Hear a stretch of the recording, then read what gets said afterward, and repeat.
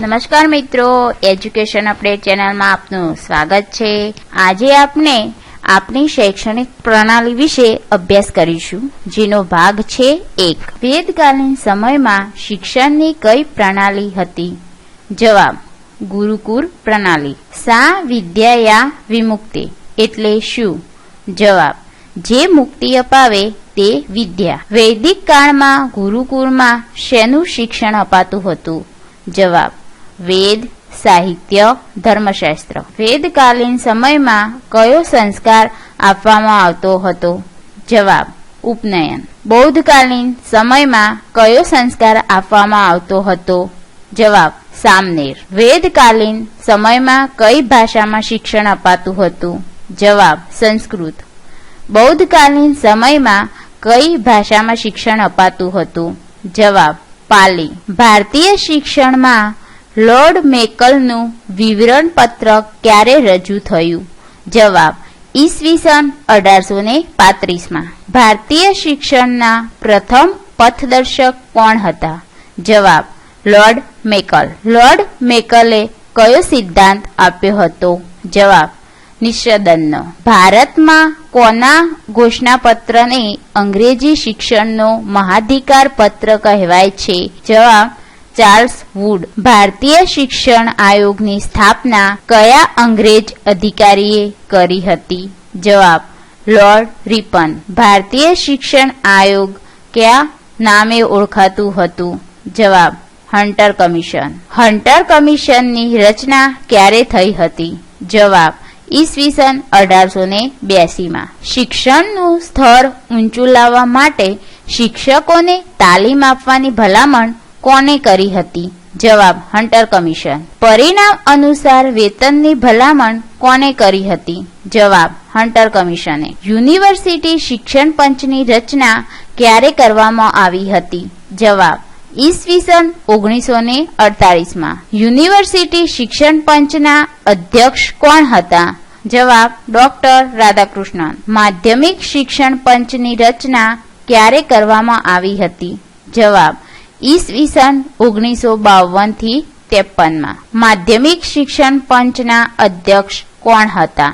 જવાબ: ડોક્ટર લક્ષ્મણ સ્વામી મુદલિયાર। માધ્યમિક શાળાના શિક્ષકો માટે સમાન કામ અને સમાન વેતનની ભલામણ કોણે કરી હતી? જવાબ: માધ્યમિક શિક્ષણ પંચ। ટ્યુશન પ્રથા નાબૂદીની ભલામણ કયા પંચે કરી હતી? જવાબ: માધ્યમિક શિક્ષણ પંચ। સમગ્ર દેશમાં એક સરખી ભરતી પ્રક્રિયાની ભલામણ કોણે કરી હતી? જવાબ: ડોક્ટર લક્ષ્મણ સ્વામી મુદલિયાર। યુજીસીની નિમણૂક કોણ કરે છે? જવાબ: ભારત સરકાર। યુજીસીની સ્થાપના ક્યારે કરવામાં આવી હતી?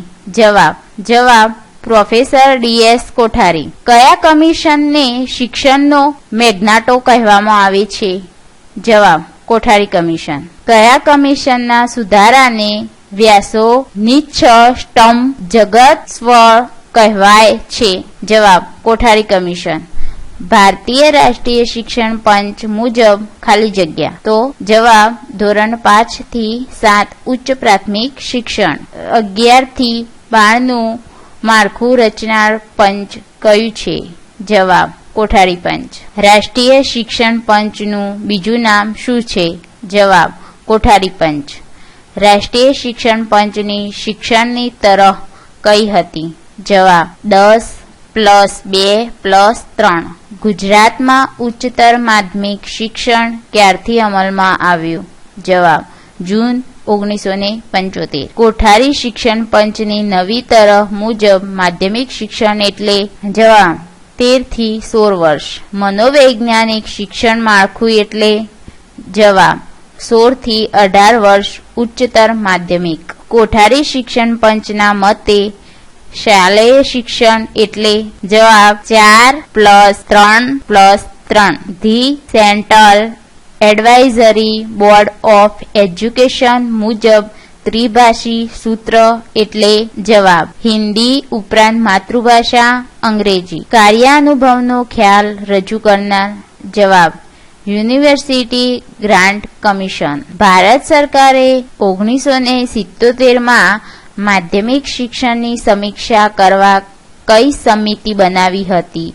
જવાબ: શ્રી ઈશ્વરભાઈ પટેલ સમિતિ. ભારતમાં નેશનલ પોલિસી ઓફ એજ્યુકેશન ક્યારે આવી? જવાબ: ઈસવીસન 1986. શિક્ષણની રાષ્ટ્રીય નીતિ ઈસવીસન 1986 ને કોના સમયમાં બહાલી આપવામાં આવી હતી?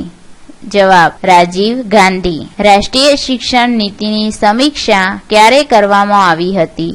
જવાબ: ઈસવીસન 1992. પ્રોફેસર રામમૂર્તિની ભલામણ મુજબ શિક્ષકની ઇન્ટર્નશીપનું મોડલ એટલે તો જવાબ: જ્ઞાન પ્રાપ્તિ, કૌશલ્ય અને અભિગમ. ગુજરાત રાજ્ય સૂચિત નવી શિક્ષણ નીતિ વર્ષ 2004 મુજબ નવું શૈક્ષણિક માળખું એટલે જવાબ: 5+3+2+2. નેશનલ ડિફેન્સ એકેડમી ક્યાં આવેલી છે? જવાબ: Khadakwasla. Birla institute of technology ક્યાં આવેલી છે? જવાબ: Ranchi. All India institute of science ક્યાં આવેલી છે? જવાબ: Delhi. Indian school of mines ક્યાં આવેલી છે? જવાબ: ધનબાદ. શિક્ષકની વાણી અને વર્તનમાં તફાવત ના હોવો જોઈએ. આ વિધાન કોનું છે? જવાબ: મેકેનન. ગ્રામીણ ઉચ્ચ શિક્ષણ સમિતિ ક્યારે રચવામાં આવી હતી? જવાબ: ઈસવીસન 1958.